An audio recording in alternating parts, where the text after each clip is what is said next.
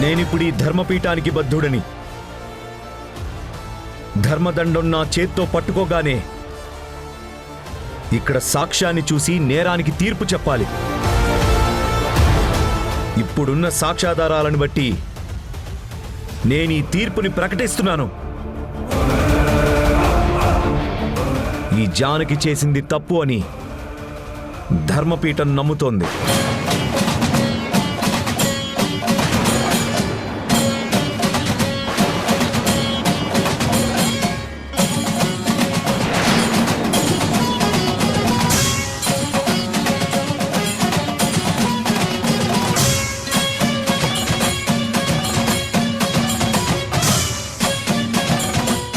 గుడిలో ఉన్న విగ్రహాన్ని బయట అమ్మాలని చూడ్డం దుర్గమ్మ చూసింది కాబట్టే ఆ నిజం బయటికి రాకుండా ఈ జానకియే దుర్గమ్మని చంపింది అని అన్ని సాక్ష్యాధారాలు చూపిస్తున్నాయి. జానకి నేరం చేసిందని ఈ ధర్మపీఠం నమ్ముతూ జానకికి 5 సంవత్సరాలు ఇదే ఊర్లో ఉంచుతూ సామాజిక బహిష్కరణ చేయవలసిందిగా ఈ ధర్మపీఠం తీర్పు చెప్తోంది.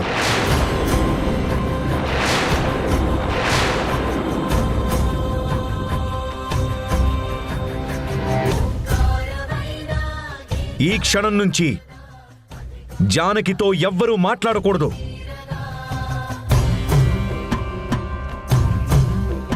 తనకి ఎలాంటి సాయం చేయకూడదు.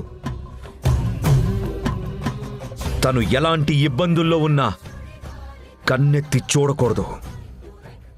తను చేసిన పాపానికి బుద్ధి రావాలంటే రోజూ భిక్షాటన చేసుకుంటూ తన జీవనాన్ని సాగించి చేసిన పాపాన్ని తలుచుకుంటూ అందరూ తనని చూసి అసహ్యించుకుంటూ ఉంటే ఆ బాధను అనుభవించాలని ఈ ధర్మపీఠం తీర్పు చెప్పడమైనది.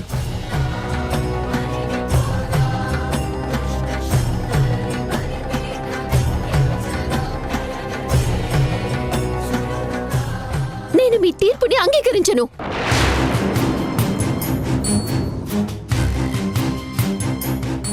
ఇది మాత్రం అన్యాయం.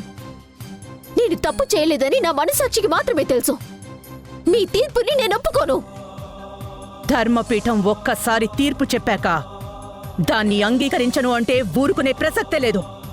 మీరు చెప్పింది న్యాయమైతే తల వంచి తీరుతాను. తప్పు చేసి ఉంటే తల దించుకొని వెళ్ళిపోతాను. అంతేకాని అన్యాయానికి తల దించుకోను. మీరు వేసే శిక్షను మాత్రం నేను అనుభవించను. ఎదిరించి తీరుతాను.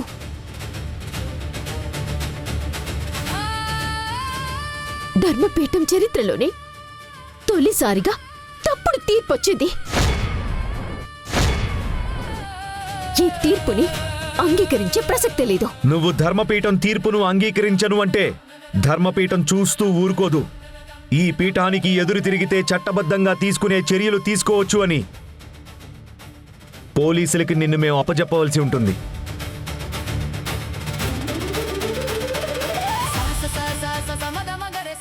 చెప్పు, ఇక్కడ తీర్పుని అంగీకరిస్తావా? చట్టం తన పని తను చేసుకునేలాగా చేయమంటావా? చెప్పు. నీకొక్క నిమిషం టైం ఇస్తున్నాను.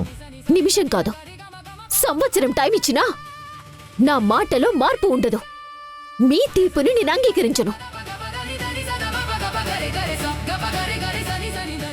జానకి మా తీర్పుని అంగీకరించట్లేదు కాబట్టి తన మాటనే గౌరవిస్తూ ప్రస్తుతం ఇలాంటి నేరాలు చేసిన వాళ్ళకి చట్టం ఎలాంటి శిక్ష విధిస్తుందో, ఏ చర్యలు తీసుకుంటుందో తీసుకోవచ్చు అని ఈ ధర్మపీఠం నిర్ణయించడం అయినది.